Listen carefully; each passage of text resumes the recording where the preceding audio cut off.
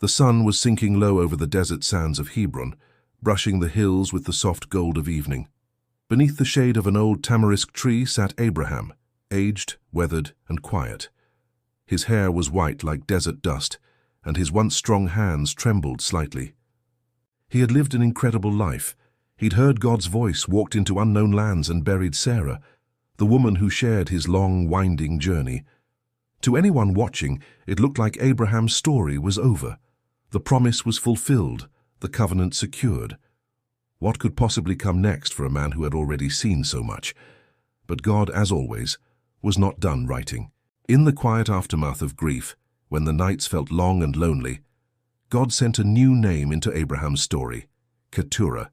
Scripture only mentions her briefly, and many read past her name as if she were just a footnote. But Keturah was no ordinary woman. She entered Abraham's life not as a replacement for Sarah, but as a continuation of God's story. Through her, God whispered an eternal truth. It is never too late for new beginnings. Keturah's name means fragrance, a fitting symbol for a woman whose quiet life left a lingering sweetness in history. We don't know much about her, but we know she brought companionship and fruitfulness into Abraham's twilight years. Through her, he once again experienced the joy of fatherhood. She bore him 6 sons, and from them came tribes and nations that would populate the Arabian Peninsula, influencing culture and faith for generations. One of those sons was Midian. Centuries later, Moses would flee to the land of Midian, where he would meet his wife Zipporah, a descendant of Keturah's line. Keturah's quiet faithfulness rippled through time.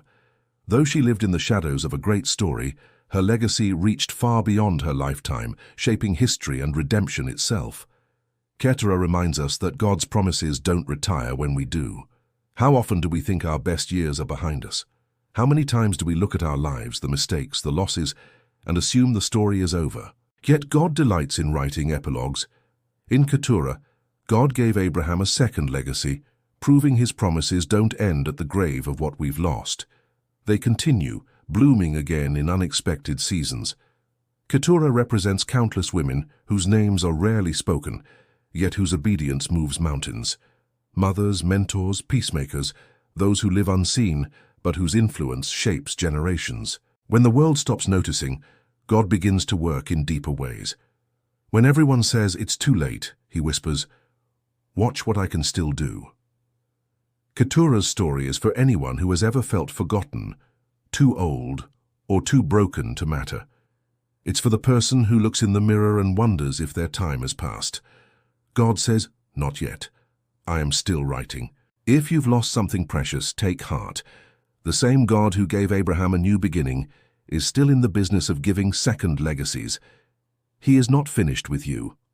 Your story is not over. The best pages may yet be unwritten. Keturah's quiet life teaches us this one unshakable truth: God's purpose doesn't expire with age or past loss. Welcome to Hidden Flames, the series where we uncover the stories of women whose quiet faith still shapes the world. If this story touched you, please like, subscribe, and hit the notification bell so you don't miss our next episode. Thanks for watching.